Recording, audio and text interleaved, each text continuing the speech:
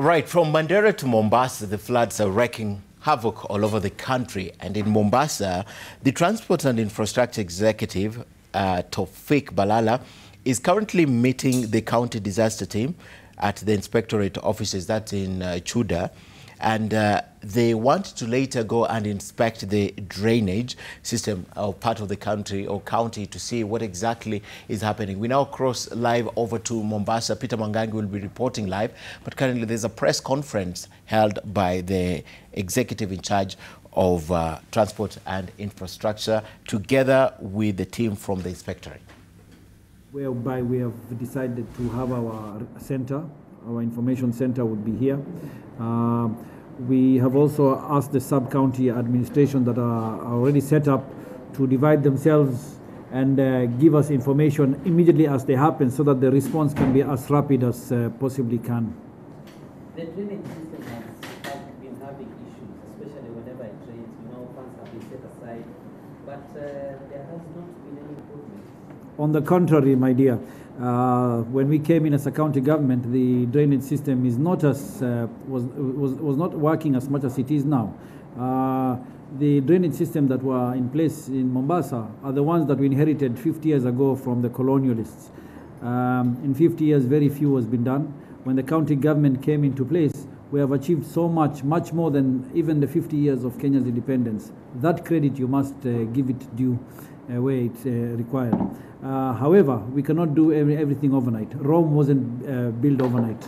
So what we have done is that every year we're improving and we're increasing the capacity and the length. When these rains are with us now, but the problem is not even the formal drainage areas, because those we are sorting out.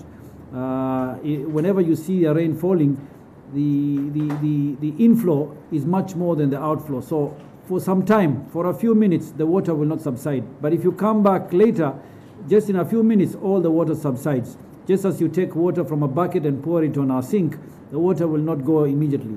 And as much as the sink, there is a drain through. But eventually the water will go down.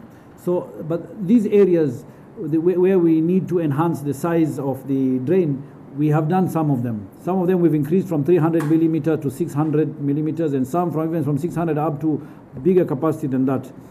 The distances also and areas a lot of them have been covered in the main formal areas.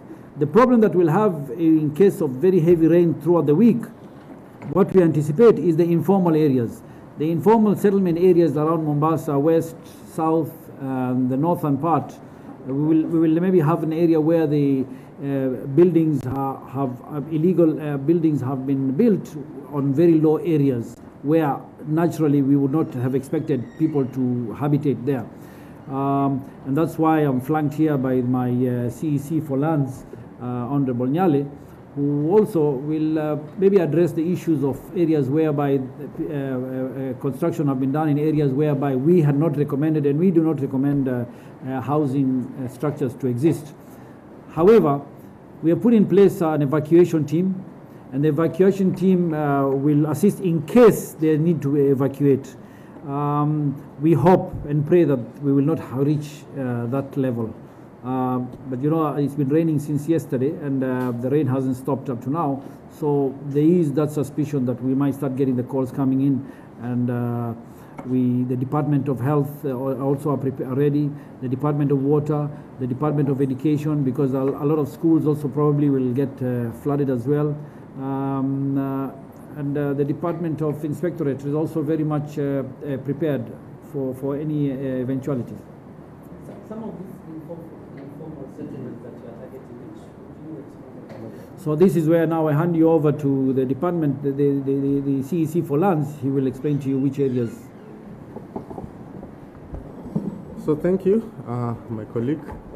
Like he mentioned, this is setting up of a disaster response to have a seamless, response.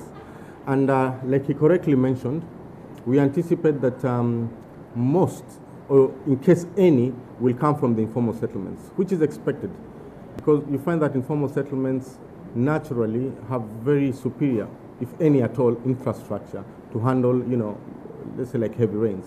There is basically poor or non-existent drainage. Also, most of them are maybe built on riparian land. But back to your question. One particular area, we have, for example, like Mwatate, in Changamwe, we have Kalahari. We also have Junda, which are low-lying areas, some parts of Likoni. So, for example, like in Mwatate, these houses are actually built on riparian, and then it's a slopy ground, which is prone to mudslides. I was there, and about a month and a half back, when we started some showers, we have been talking to the residents, trying to relocate them, but of course that takes time. But I think the message for now is these people living, let's say, in lowlands or probably in areas prone to mudslides, if they can evacuate. As a county, I think we are working together with other stakeholders, be it Red Cross, the multiple departments, that we can be able to assist them. So majorly where we think there might be a problem is the informal settlements. Maybe have you set aside any funds for this exercise? Maybe just, we have trying to come up with a budget. It's really hard, you know, it's a disaster response. So it will depend on the exact nature. I think the first thing is to get the operational readiness, seamless communication and response. Then, based on the nature of what kind of disaster, God forbid if that happens, then that will come in. So of course, right now it's operational and logistic to make sure that we are ready and we can respond very fast. We have put up the response centers in the various sub-counties to have one seamless. Do you require maybe some residents to move to other areas? We have, right now we are doing a scenario analysis. There are teams out on the ground trying to map out the high-risk areas. Within a few hours, we will have that report. And where we actually identify that this is the high-risk areas, we'll try to engage with the residents there, together with other stakeholders, and see what we can do to make sure we alleviate any disaster that might happen. There are areas like Bombolulu where it gets flooded. Have you prepared to keep some boats and water pumps?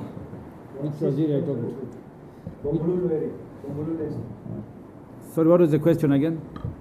Some areas like Bombolulu estate get flooded completely. Last year, we had the same problem when our county secretary Victoria had to send some boats there and water pumps. Have you the same facility this time? As I mentioned earlier, there is no disaster that has happened yet. We are just anticipating, waiting to anticipate and hoping that nothing like that would happen. But in case things like that happen, we are very much ready, and that's why we call this meeting today, is to prepare for such eventualities. We've had experiences in the past, and we've seen other cases, not only from Bombolulu, but other areas, and we are preparing for if those cases repeat again. But then I want to remind you that the issue of flooding is not only a Mombasa problem or a Kenyan problem or an African problem, but this thing now is happening all over the world in countries where they've got sophisticated drains. The weather pattern, as you're all aware, has changed, and the rains are even much more than they were, and the prolongment of the rainy season is even more than what they were before. So it's something that we have to deal with, and something that we are dealing with as we speak. I'll hand you over to the director of inspectorate, who is hosting now the center, to maybe comment one or two things. Thank you very much. The only comment, I mean, you've covered almost everything between you and Waziri. The only thing that I might like to add on is that I would like to make the public aware that we are prepared, that we are working very hard to ensure that things are going to flow seamlessly. In terms of equipment, we have already started gathering our equipment. We don't have any disaster or crisis at this point in time, but we are just on the preparedness level. We have collected all our equipments, rescue equipments, fire equipments, ambulances, and we have all stakeholders that might be potentially needed when a situation does arise on standby at this point in time. We are collaborating with them.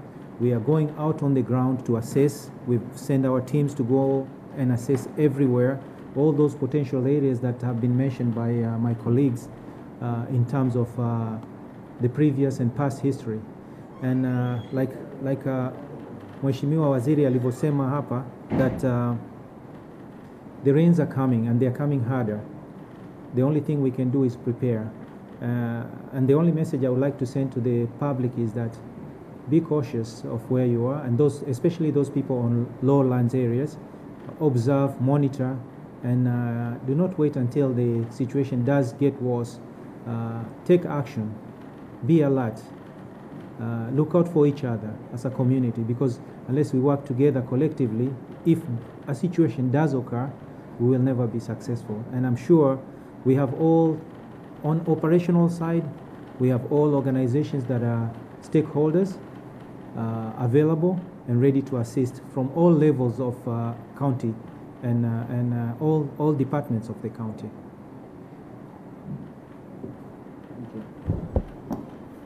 Maybe the director could tell us something about the drainage system, which is dilapidated, and this problem has been here for the last 10 years.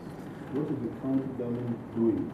Because what we are saying now has been said many times, but nothing happens. You see, we've seen a lot of improvement in the drainage. I mean, if you go around and look, a lot of areas have improved. I've seen this on a factual basis. I've got so many people coming to me and congratulating us on the way the system is changing. Like my colleague here said, these drainages were inherited from 50 years ago, and it doesn't happen in a day.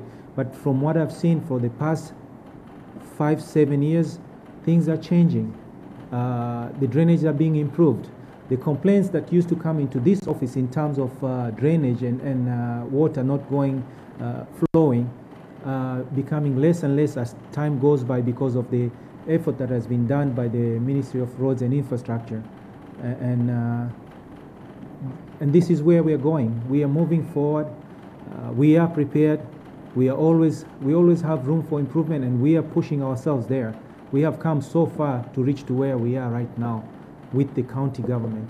And thanks to devolution for enabling us to reach to this level. Otherwise, we would have been stuck to the same level where we were 50 years ago. Maybe on drainage, my name's Engineer Albert Keno. I'm the Chief Officer for Transport. A study was done around 2010 that showed that we needed some 400 kilometers of trunk stormwater drainages for Mombasa.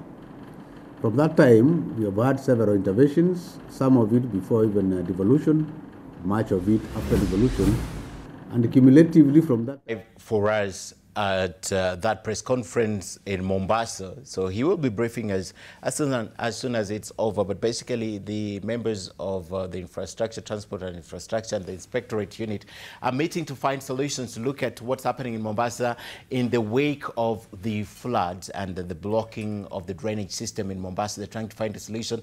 We'll be getting back to Peter Mwangangi.